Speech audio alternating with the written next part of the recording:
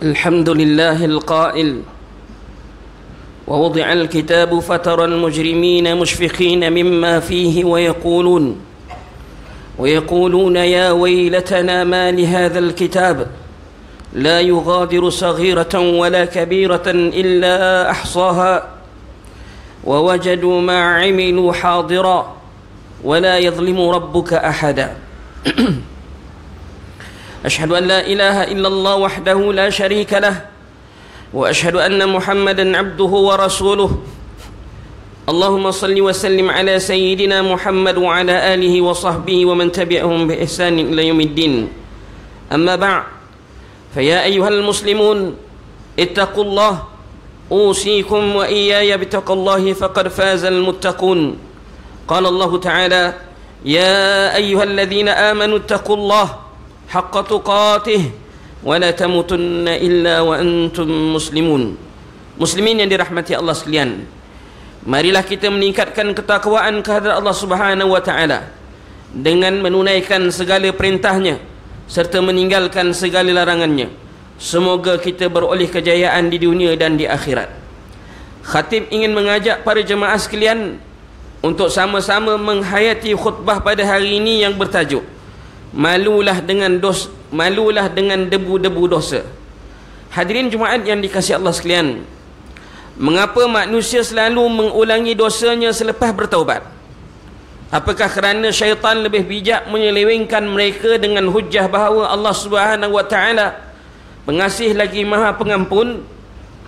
Lalu mengapa orang yang melakukan maksiat itu tidak berfikir apakah tujuan diciptakan neraka jika mereka semuanya kononnya boleh masuk syurga dengan cara mempermain-mainkan pengampunan Allah? Orang yang benar-benar beriman tidak akan terjerumus ke dalam lubang yang sama sebanyak 2 kali. Dan orang yang benar yakin dengan perhitungan hari akhirat pasti berusaha menjadikan hari ini lebih baik daripada kemarin dari segi peningkatan iman, ilmu dan juga amal. Jadi panggilan apakah yang paling sesuai bagi mereka yang selepas bertaubat akan sering mengulangi kembali dosa mereka? Apakah mereka ini sesuai dipanggil dengan sebutan hamba Allah yang tidak tahu malu?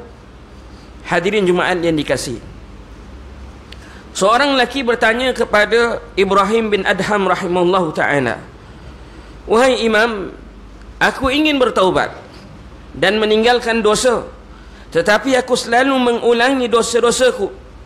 Tunjukkanlah kepadaku jalan yang mencegah aku bermaksiat lagi kepada Allah.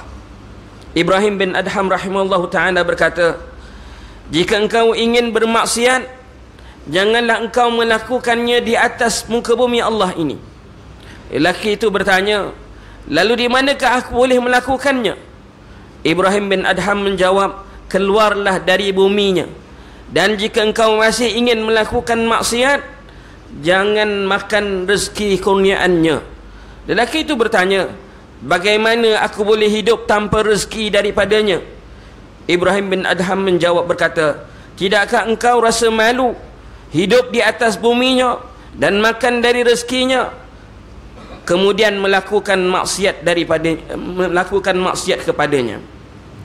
Mengapa ramai hamba Allah yang sudah bertaubat di hadapan Kaabah, disaksikan Masjid Rasulullah sallallahu alaihi wasallam di sisi makamnya dengan lilihan air mata yang menyesakkan dada, tetapi dengan sekelip mata mengulangi kembali perbuatan maksiat dan melupakan janji setia kepada Allah yang diikat di lehernya?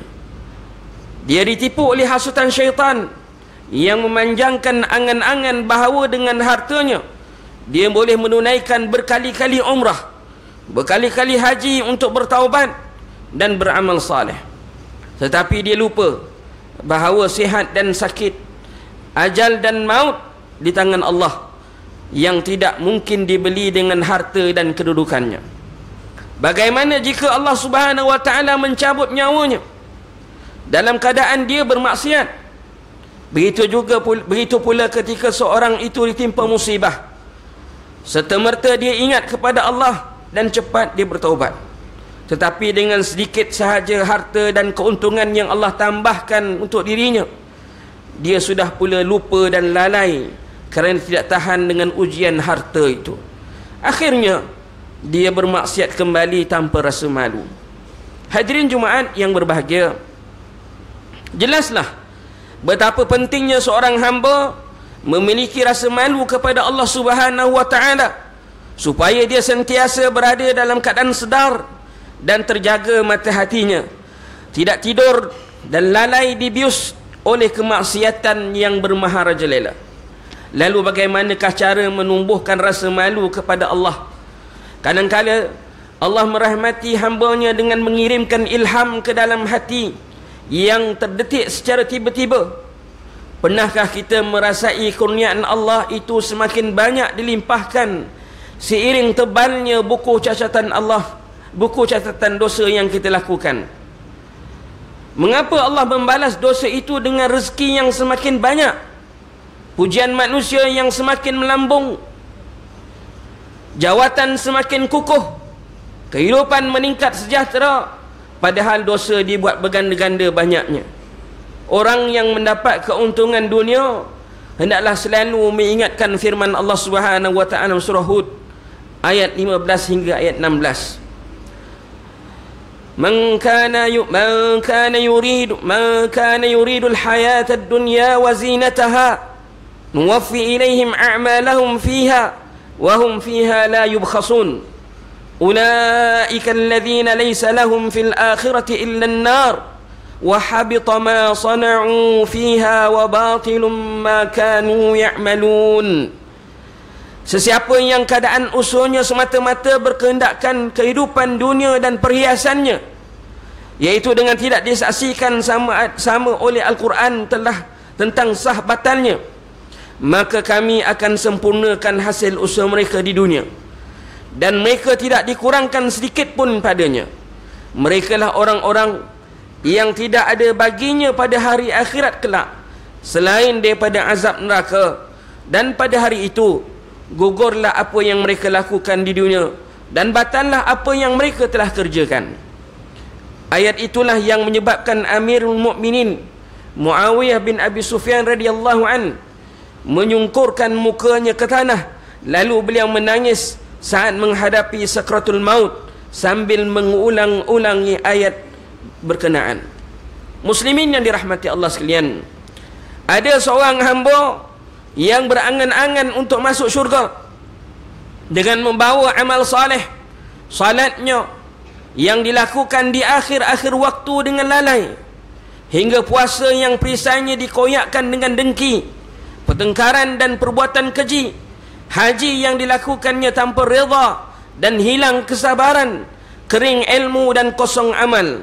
Dia mahu mengetuk pintu syurga dengan tangannya yang berlumuran darah kerana mengambil hak saudaranya, menjerit minta diizinkan masuk, padahal mulutnya masih berbau bangkai mayat saudaranya yang diumpat.